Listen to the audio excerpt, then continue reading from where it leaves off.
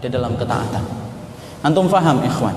Tidak ada kesolihan kecuali berbanding lurus dengan tingkat baktinya seorang anak kepada orang tua. Hari ini ketika antum menjadi orang yang lebih sukses dalam kacamata manusia, antum kuliahnya di UGM, padahal orang tua antum cuma di SD, cuma di SMP. Wallahi, sesungguhnya kesolihan antum tidak diukur sekolah mana yang antum datangi. Tetapi sesungguhnya kesolihan antum dan kesolihan saya itu diukur bagaimana tingkat baktinya kita kepada orang tua kita. Makanya kemudian berbakti kepada orang tua harus perlu kesabaran atau tidak? Harus perlu kesabaran. Bahasa kita beda dengan bahasa orang tua kita. Cara pandang kita berbeda dengan cara pandang orang tua kita. Cara memandang hidup mungkin ada yang beda antara orang tua dengan anak. Tetapi disitulah Allah memberikan kepada kita sebuah perintah supaya bersabar di dalam kesabaran kita menghadapi orang tua. Makanya sampai Ibnu Abbas radhiyallahu anhu itu menerangkan ada 3 ayat yang Allah tidak akan terima 3 ayat itu sampai antum menyertakan dengan 3 amal penyertanya. 1, sholatnya antum tidak diterima sampai antum membayarkan zakat. Makanya perintah di dalam Al-Quran, aqimus sholah wa atuz zakah. Aqimus sholah wa atuz zakah. Tegakkan sholat, bayarkan zakat. Yang kedua, taatnya antum kepada Allah tidak akan diterima sampai antum taat kepada Rasul. Makanya perintahnya di dalam Al-Quran apa? Atiullah wa atiur Rasul. Atiullah wa atiur Rasul. Bergandengan. Yang ketiga, syukurnya kita tidak akan diterima oleh Allah. Kata Ibnu Abbas, syukurnya ana dan antum tidak akan diterima oleh Allah sampai kita syukur dulu kepada orang tua kita. Baru barang siapa orang yang mampu membalas setiap sedotan air susu yang pernah dia minum dari ibunya, dan siapapun yang mampu membalas setiap keringat yang pernah diberikan oleh bapaknya ketika dia hidup, wallahi disitulah syukurnya baru diterima ketika orang tuanya merasa anak itu telah berbakti kepada mereka.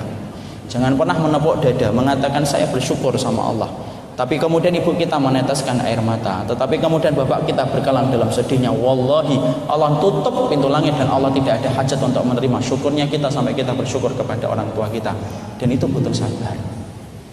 Makanya kemudian antum pahami, tidak ada kebaikan yang Allah segerakan di atas muka bumi ini balasannya di dunia sebelum Allah membalas kebaikan itu di akhirat, kecuali apa? Berbakti sama orang tua. Dan Nabi pun mengatakan tidak ada kejahatan yang Allah balas di dunia sebelum kejahatan itu nanti dibalas di akhirat, kecuali kejahatan kepada orang tua, yaitu adalah uququl walidain, durhaka sama orang tua. Makanya kemudian sampai kita dapati semua apapun yang antum dapatkan dan antum raih hari ini ikhwan, apapun itu, semua kemudahan hidup yang antum rasakan hari ini, wallahi itu bukan karena antum hebat dalam proses antum dan keuletan antum, tetapi sesungguhnya hebatnya kita dalam memperoleh kebaikan dan kemudian dalam hidup separuhnya ditopang dari doa-doa yang dipanjatkan dan keberkahan itu datang dari orang tua kita. Makanya Ibnu Abbas radhiyallahu anhu ketika beliau mendapati ibunya meninggal dunia, sedih betul beliau, berkalang dalam sedihnya, tenggelam dalam pilunya, tetesan air matanya begitu banyak, tapi beliau tidak niyahak, beliau tidak kemudian meratap, beliau nangis, tapi nangisnya tampak sedihnya. Ketika ditanyakan kepada Ibnu Abbas radhiyallahu anhu, apa sih yang menjadikan antum begitu tangis yang meledak-ledak ketika kemudian menghadapi ibu antum yang meninggal dunia? Maka kemudian Ibnu Abbas berkata, Ibnu Umar berkata, karena aku dapati hari ini pintu surga telah tertutup yang paling indah, yaitu pintu tengahnya surga, semenjak menutup mata ibuku ketika dia telah kembali kepada Allah. Disitulah kita paham, jangan remehkan sabar ini. Karena sesungguhnya sabar yang antum lakukan hari ini, karena ini saya lihat adalah anak-anak muda. Di antara perkara yang sering dihadapi ketika kita belajar adalah bagaimana anak-anak yang baru belajar itu kadang-kadang justru tidak sabar menghadapi orang tuanya. Ketika antum merasa bahwasanya pengetahuan antum lebih banyak daripada pengetahuan ibu dan bapak antum, ketika antum merasa bahwasanya ngajinya antum yakin lebih dekat kepada kebenaran daripada apa yang dipelajari ibu dan bapak kita, wallahi kadang-kadang syaitan itu membengkokkan supaya kita tidak sabar menghadapi orang tua kita. Mana ada kesolihan yang mampu untuk kemudian disejajarkan kepada orang ketika dia tidak sabar kepada orang tuanya. Karena sesungguhnya antum tahu, sampai pahala orang yang jihad sekalipun gagal memasukkan orang ke neraka ketika mereka itu durhaka sama orang tua ketika tidak sabar.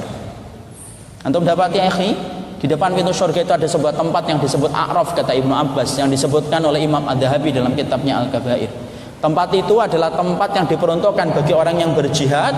Dia jihadnya karena Allah tetapi tidak bisa masuk surga. Antum pasti bingung, bagaimana orang yang jihad tidak masuk surga padahal niatnya tulus karena Allah.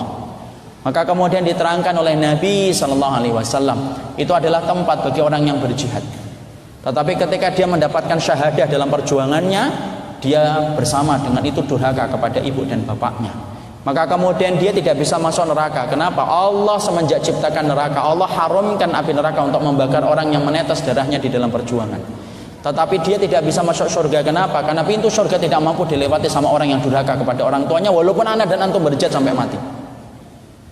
Kenapa? Tidak ada kedudukan yang paling besar, kedudukan kita menjadi orang yang soleh, kecuali berbaktinya kita kepada orang tua kita dulu, sabarnya kita menghadapi mereka, dan bagaimana kita menyabarkan jiwa kita ketika bermuamalah dengan mereka.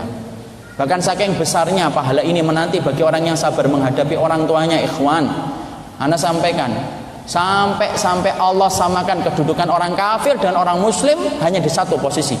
Dalam banyak posisi Allah bedakan. Antum kalau mendapati pedagang kafir, ada pedagang muslim, wallah, beli pedagang muslim dulu akhi, dengan niatan untuk kemudian al-wala, mendahulukan saudaranya muslim daripada orang kafir. Antum memiliki kemudian tetangga kafir dengan muslim, beda bagaimana perlakuan kita ketika lebih mendahulukan tetangga kita yang muslim daripada yang kafir. Tapi tahukah antum ada satu kedudukan yang Allah tidak pernah bedakan antara muslim dengan kafir? Apa kedudukan yang Allah tidak pernah bedakan antara muslim dan kafir dalam satu posisi? Yaitu ketika mereka menjadi orang tua kita, Allah tidak bedakan. Antum tetap diperintahkan berbuat baik dan tidak mengatakan apapun dari kata dan kasar, walaupun mereka kafir, karena besarnya kedudukan itu di hadapan Allah. Makanya sampai orang yang durhaka sama orang tua, ketika kemudian orang itu tidak sabar menghadapi orang tuanya, itu sampai kita akan dapati Allah membayar cash kontan. Anak-anak antum kelak akan berlaku persis sebagaimana antum memperlakukan orang tua antum dulu. Makanya kemudian ada sebuah kisah dari zaman salafus saleh, ada seorang ulama Tsabit Al-Bunani rahimahullahu taala pernah mendapati ada seorang anak nampar orang tuanya di tengah pasar. Maka Tsabit Al-Bunani dengan tingkat ilmunya, kewaraannya, solihnya dan zuhudnya, tidak rela melihat kemungkaran itu. Dihampiri anak itu untuk dipukul balik karena telah berani menampar ayahnya di tengah-tengah pasar. Apa yang terjadi ketika dia akan menampar orang itu? Orang tuanya, ayahnya yang ditampar itu menahan tangan Tsabit Al-Bunani dan mengatakan, "Dak, biarin aja.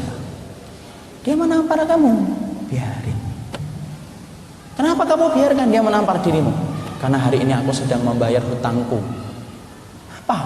Karena dulu aku pernah menampar ayahku tepat pada waktu hari ini anakku menampar pipiku. Disitulah kita paham.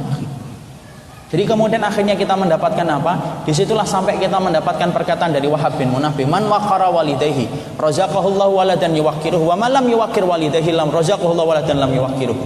Makanya sampai Wahab bin Munabbih rahimahullahu taala, salah seorang di antara ulama salafus saleh itu sampai berkata, siapapun yang hormat sama orang tuanya, taat sama orang tuanya, bakti sama orang tuanya, Allah akan ngasihkan dia dengan anak yang hormat kepadanya persis sebagaimana dia dulu hormat kepada orang tuanya. Sebaliknya barang siapa anak yang kemudian dia durhaka sama orang tua, apapun alasan antum tidak dibenarkan oleh syariat untuk itu. Siapapun anak yang kemudian durhaka kepada orang tuanya, Allah akan kasihkan balasan cash kontan. Allah akan kasihkan anak yang juga durhaka kepada antum persis sebagaimana antum dulu durhaka kepada orang tuanya. Makanya inilah yang menjadi hal yang pertama. Ini penting, ikhwan. Saya sampaikan kenapa saya pilih tema ini, karena sesungguhnya dunia anak-anak remaja itu kadang-kadang ketika dipenuhi dengan idealisme, mendapatkan ilmu yang baru, komunitas yang baru, kadang-kadang kemudian kita menjadi orang yang terkadang lebih arogan daripada apa yang telah dimiliki oleh orang tua kita. Wallahi akhi, sesungguhnya majelis ilmu yang antum mengikuti sebanyak apapun itu, kalau hanya menjadikan antum kasar kepada orang tua, wallahi ilmu itu tidak akan pernah barokah di hadapan Allah. Kenapa? Sabar itu di antara sabar yang menempati puncak ketinggian dalam ketaatan kita. Ketika sabar itu apa? Sama orang tua. Bukan berarti kita membenarkan apa yang salah, enggak. Sabar itu bukan membenarkan yang salah, tapi ngerti kapan berkata dan kapan harus diam, kapan ngerti harus memberikan nasihat dan kapan harus mengganti metode nasihat. Karena banyak orang yang tidak sabar, baru ngamalin sunnah 1, 2, lalu kemudian kita mendapatkan ini ngomong ketus sama orang tua kita. Dan kadang-kadang ngomongnya orang tua saya awam dan jahil, Ustaz. Kayak antum sudah pinter aja. Padahal kemudian kita tahukah mungkin orang tua kita hari ini belum paham ikhwan, disebabkan kita ini dulu merepotkan hidup mereka sampai menjadikan mereka itu tidak sempat untuk kemudian datang ke kajian, sampai menjadikan mereka tidak sempat untuk membuka Al-Quran dan mempelajari hadis. Disebabkan apa? Antum yang nongol duluan di dalam rahimnya dan menjadikan mereka itu belum paham agama. Kenapa kita buru-buru kemudian menyalahkan? Gak sabar sama orang tua kita. Ini sabar yang pertama. Banyak ikhwan-ikhwan pondok gitu ya, santri itu bahasa Arab baru hadihi itu keluar dan nyalain orang tuanya. Bapak sih tidak bisa hadihi, padahal juga baru hadihi tok, tidak ada yang lain. Tapi kemudian kita sudah menistakan orang tua kita, seakan-akan orang tua kita itu di bawah kita dan kita lebih paham. Dan ketika kita menyampaikan, kita tuh maunya dipahami tanpa berusaha untuk memahami mereka. Akhi, orang tua kita kalaupun pernah jatuh dalam salahnya, tuh paham dong. Mereka hidup pada zaman yang beda dengan zaman kita. Makanya kesabaran yang harus kita berikan itu apa? Wallahi, kesabaran yang paling penting yaitu adalah kesabaran ketika kita menghadapi orang tua kita, apapun pelakuan itu. Kenapa? Kesolihan pribadi itu berbanding lurus dengan tingkat baktinya kita dan sabarnya kita menghadapi orang tua kita.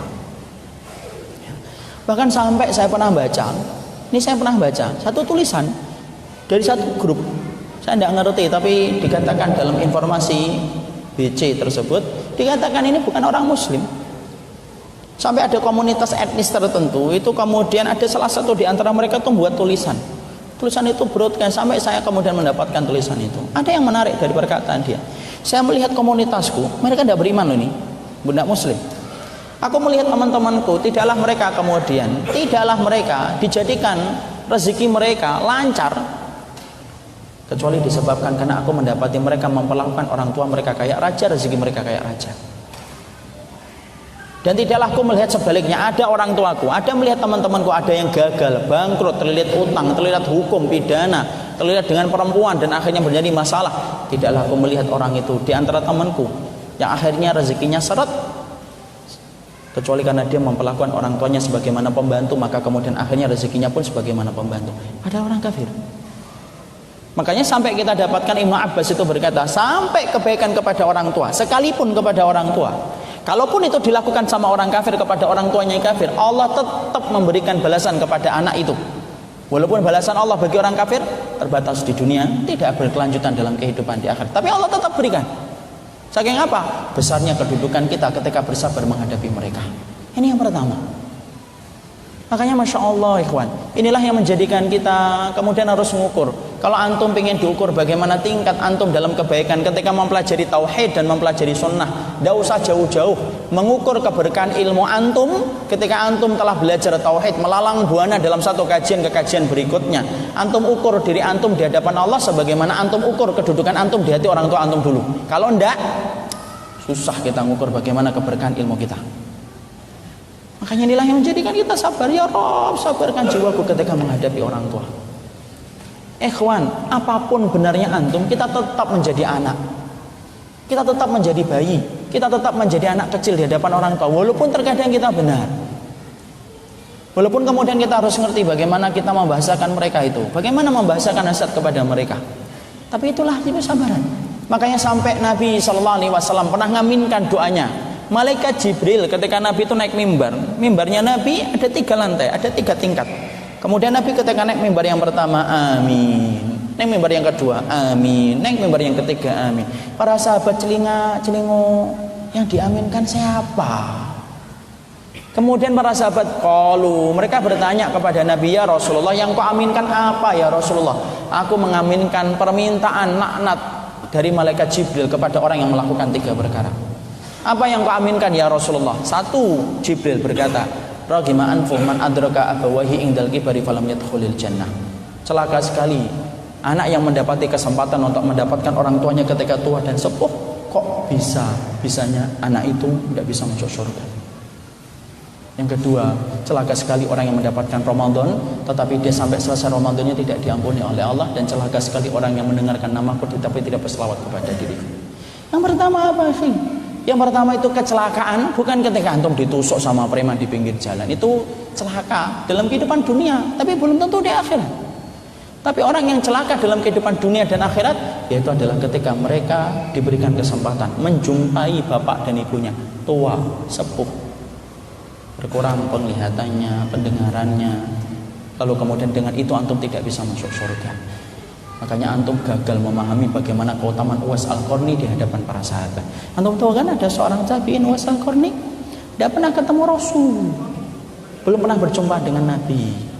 Tapi ternyata Nabi sebelum meninggal dunia berwasiat kepada Umar bin Khattab, ya Umar, kalau kamu ketemu dengan seseorang yang datang dari Yaman, pernah punya penyakit kulit, disembuhkan oleh Allah, tertinggal sisa penyakit kulitnya sebesar uang dinar di belakang punggungnya, datangnya dari Yaman, tidak pernah keluar dari negerinya dan wilayahnya karena merawat ibunya, maka mintalah doa darinya wahai Umar. Sesungguhnya antara dia dengan surga tidak ada, sesungguhnya dia dengan Allah tidak ada hijab. Apapun yang diminta olehnya selalu dikabulkan oleh Allah. Umar. Padahal antum tahu kan kedudukan Umar? Gimana kita mengetahui kedudukan Umar? Dijanjikan surga oleh Nabi. Orang yang menjadi sebab banyak turunnya ayat di dalam Al-Quran, Umar. Orang yang kemudian ditakutin setan kalau jalan di satu gang, berhadapan dengan gang yang sama, setan lebih memilih mundur daripada berhadapan dengan Umar. Padahal kita di majelis ilmu aja banyak setannya. Asalnya nggak ngantuk kan? Ini Umar. Tapi ternyata kemudian Rasulullah memberikan wasiat kepada Umar, kalau kamu ketemu dengan seseorang yang bernama Uwais Al-Qarni, datang dari Yaman, pernah punya penyakit kulit, penyakit itu menjalar ke seluruh tubuhnya, disembuhkan oleh Allah, ditinggalkan sisa di belakang punggungnya, mintalah doa. Dan akhirnya Umar bin Khattab pernah bertemu rombongan dari Yaman setelah beliau menjadi khalifah. Umar berkata kepada rombongan Yaman itu, afikum Uwais Al-Qarni, ada enggak di antara kalian itu Uwais Al-Qarni? Majulah, fataqaddama ilaihi rajulun, datang menghadap kepada seorang laki-laki. Kemudian Umar bin Khattab berkata, apakah kamu datang dari Yaman? Bala. Pernah penyakit kulit? Iya. Seluruh tubuhmu kemudian terkena penyakit itu kulitnya? Iya. Lalu disembuhkan oleh Allah? Betul. Lalu ditinggalkan kemudian itu sebesar uang dinar di belakang punggungmu? Iya, di belakangku sini. Dan kamu tidak pernah keluar dari Yaman karena kemudian merawat ibumu yang sakit? Iya. Dan tidak pernah ketemu Rasul? Iya. Maka kemudian disitulah sampai kemudian Umar bin Khattab mengatakan, ud'uni, tolong doakan diriku. Kemudian Uwais Al-Qarni berkata, atulaka bimislika ya Umar, apakah orang semacam diriku mendoakan dirimu wahai Umar? Karena Uwais Al-Qarni mengakui bagaimana hebatnya iman Umar bin Khattab radhiyallahu anhu. Lalu kemudian Umar menyebutkan keutamaan Uwais Al-Qarni yang tidak pernah didengarkan oleh Uwais Al-Qarni dari Nabi. Disitulah baru Uwais Al-Qarni akan mendoakan Umar. Antum minta, antum tahu permintaannya Umar apa? Permintaan Umar cuma satu, tolong doakan semoga aku diampuni. Dan kemudian mengangkat tangan Uwais Al-Qarni supaya Umar bin Khattab diampuni dosanya. Siapa? Orang yang justru berbakti kepada orang tuanya, menjadikan pintu langit terbuka lebar dan tidak ada hijab antara dirinya dengan Allah. Itu loh sabar akhi. Makanya sampai kemudian ada orang yang datang kepada Ibnu Abbas mengatakan, saya berzina, saya membunuh. Kemudian datang ke Ibnu Abbas, dia telah melakukan dosa besar. Ibnu Abbas kemudian ketika saat itu mendapatkan curahan hati orang itu. Orang itu berkata, apa ada pintu yang bisa menjadikan terhapus segala dosa-dosaku yang begitu besar? Dijawab Ibnu Abbas, ada. Punya ibu atau enggak? Sudah meninggal dunia. Punya bibi? Punya. Babi. Lama kamu kemudian berbaktilah kepada bibimu untuk menggantikan ibumu, disitulah kamu akan dihapuskan dosa-dosanya. Di situ ikhwan. Makanya Masya Allah, kebaikan hidup kita terletak bagaimana kesabaran kita menghadapi orang tua. Disitulah di antara puncak nomor pertama, sabar dalam ketaatan itu yang pertama, yaitu adalah sabar ketika kita menghadapi orang tua kita. Poin yang kedua, sabar dalam ketaatan. Sabar dalam ketaatan dalam poin yang kedua itu apa? Sabar dalam ketaatan itu yang kedua adalah sabar ketika kita mendapatkan kebenaran. Sabar ketika mendapatkan kebenaran. Karena banyak orang yang ketika mendapatkan kebenaran, dia datang ke kajian, mendapatkan kebenaran, akhirnya dia paham. Maka sesungguhnya yang paling berat ketika sudah mendapatkan ilmu itu apa? Istiqomah. Itu yang paling berat. Makanya ayat yang paling banyak memutihkan rambutnya Nabi itu apa? Ayat yang memerintahkan istiqamah, fastaqim kama umirta. Wa man taba ma'aka wa la tatghaw. Wahai Muhammad, sabarlah kamu, istiqomahlah kamu terhadap apa yang kami perintahkan bersama dengan orang yang bertobat, dan janganlah kamu melampaui batas. Sabar yang kedua ikhwan, ketika kita meminta kepada Allah itu apa? Sabar kalau kita sudah mendapatkan ilmu. Karena ternyata mendapatkan kebenaran itu akan mengundang banyak ujian dalam kehidupan kita. Berapa banyak ikhwan orang yang dulunya ketika sebelum ngaji hidupnya itu gampang aja. Tapi setelah kemudian dia mendapatkan ilmu, duduk di majelis ilmu, kemudian akhirnya mengkaji, akhirnya kemudian dia memahami apa yang terjadi. Maka banyak perkara yang harus dia tinggalkan, di mana dia sebelum dia datang ke kajian, justru kemudian dia biasa melakukan itu dan kemudian merasa tidak ada apa-apa dalam hidupnya. Tapi setelah mendapatkan ilmu, dia paham, di situ dia harus meninggalkan. Makanya disitulah kita paham, sabar mendapatkan ilmu itu bukan sabar ketika kita duduk di majelis ilmunya saja. Tapi sabar ketika mendapatkan ilmu, menempati posisi yang tinggi dalam kehidupan kita beribadah sama Allah itu kenapa? Karena sabar dalam ilmu itu konsekuensinya sepanjang masa, selama hayat digandung badan. Berapa banyak orang yang gagal akhi ketika mendapatkan kebenaran? Masya Ustaz, iya. Berapa banyak orang yang di awal kehidupannya berlimpah dengan iman, tetapi matinya minus dari iman? Sebutkan Ustaz, Ubaidillah bin Jahsy. Bukankah kita kemudian paham siapa itu Ubaidillah bin Jahsy? Sahabat Nabi. Siapa kemudian suami istrinya? Ummu Habib. Siapa Ummu Habib itu? Anaknya Abu Sufyan, gembong orang musyrikun. Sebelum masuk Islam termasuk gembong pembesar Quraisy musyrikun bersama Abu Jahal dan Abu Lahab. Beliau masuk Islamnya ketika Fathu Mekah. Tapi ketika sebelum Fathu Mekah adalah orang yang paling membenci Nabi dan termasuk pembesarnya Quraisy. Sampai kemudian Ubaidillah bin Jahsy sama Ummu Habib hijrah ke Habasyah yang pertama, hijrah ke Habasyah yang kedua. Suf ikhwan. Hidupnya pada zaman Rasul, Quran diturunkan, sunnah Nabi diucapkan langsung oleh Rasul, mukjizat dilihat langsung oleh matanya. Tapi apakah menjamin bahwasanya beliau sabar sampai di akhir hidupnya? Tidak. Ubaidillah bin Jahsy akhirnya kemudian menjadi murtad, berpindah kepada agama Nasara. Tidaklah dia mati kecuali dalam keadaan telah keluar dari agama Allah ketika tidak sabar. Di situ kita paham. Sabar yang kedua itu apa? Mendapatkan ilmu yang benar. Makanya hari ini akhi, ketika kita mencoba untuk mengganti kompas kehidupan kita dari segala macam pemikiran-pemikiran yang menjauhkan kita dari Nabi dan para sahabat, kalaupun akhirnya kita hari ini hadir dalam satu panggung yang bernama panggung untuk ngikutin Rasul dan para sahabat, ingat, itu butuh sabar. Karena banyak yang akan kemudian menggelincirkan kita dari jalan kebenaran itu, ya, apalagi di universitas, kampus yang kemudian dianggap menjadi tempat yang paling tepat untuk meraih kader.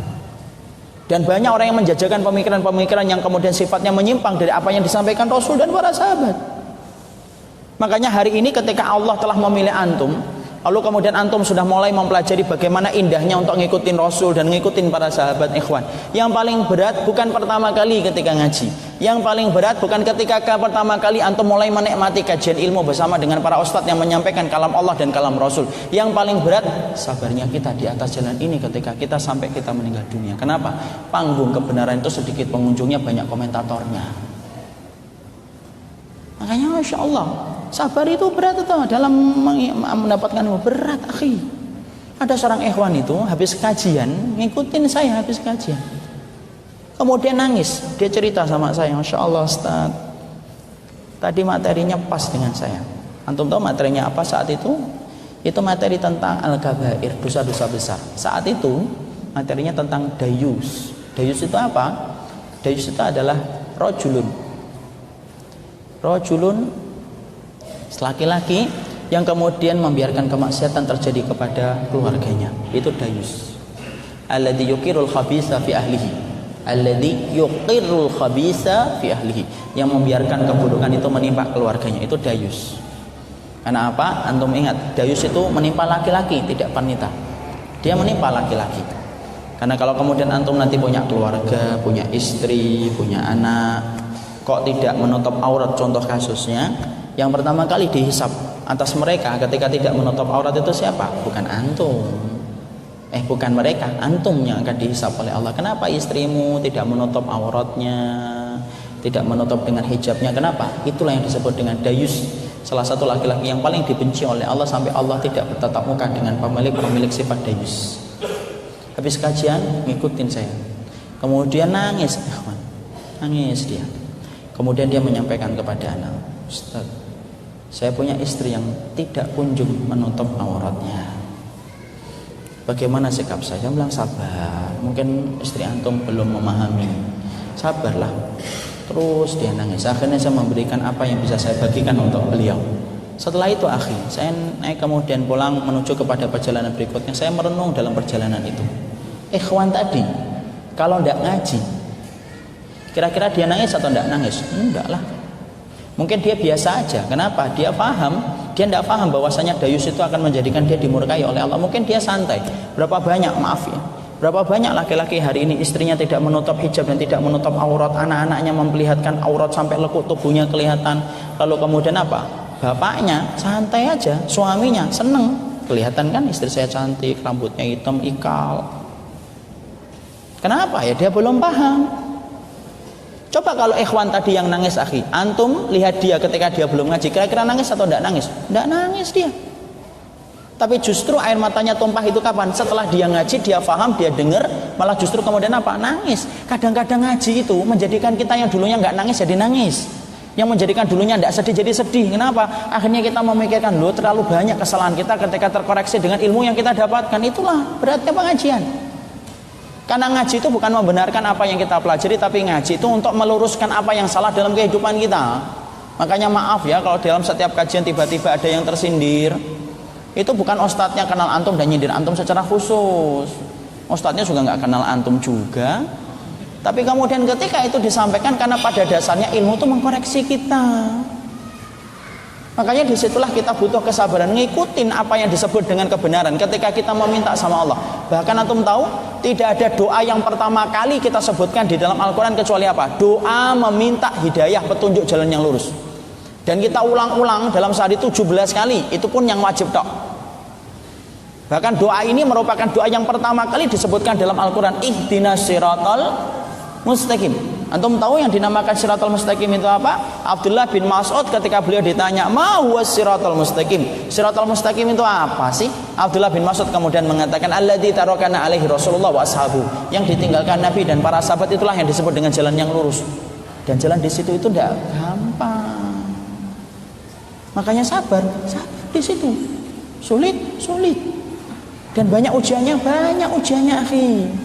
Karena kita tidak menjamin bahwasanya apa yang kita dapatkan akan menjadi sesuatu yang kita pegang sampai hari esok. Berapa banyak tadi saya katakan orang yang awalnya itu bertabur dalam iman, tapi kemudian di akhir kehidupan itu minus dari iman. Saya dapat kisah nyata dari bapak saya.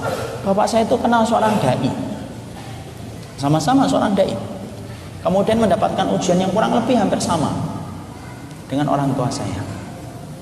Bapak saya mendapatkan ujian anak pertama dan yang kedua, Down syndrome.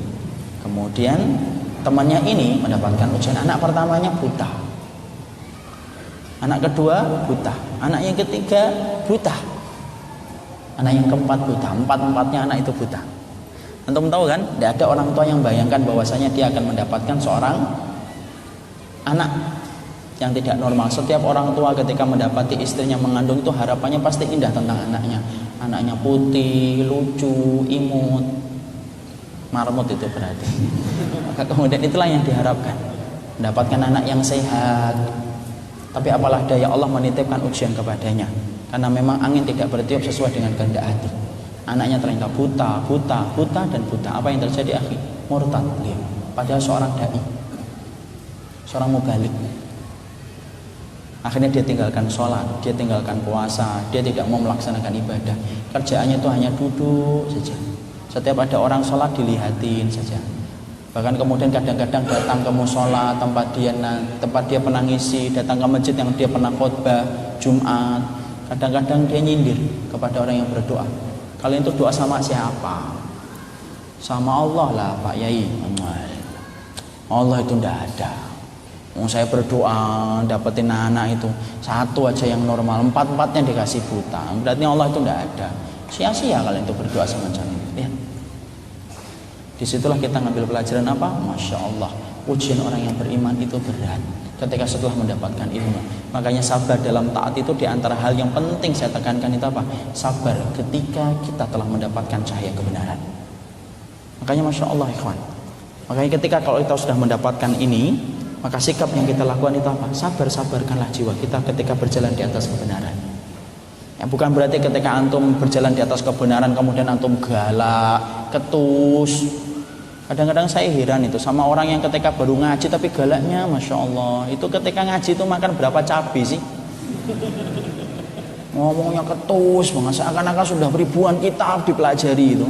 Tidak paham tentang perbedaan para ulama, ngomongnya macam-macam itu.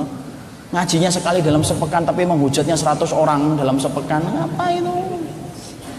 Bukan berarti kemudian setelah kita memegang kebenaran kemudian menjadikan kita ketus, enggak lah. Tapi di situ kita paham, sabar. Ketika kita meminta, sabarkan jiwa kita. Setelah sabarnya kita menghadapi orang tua itu apa? Sabarkanlah diri kita bersama.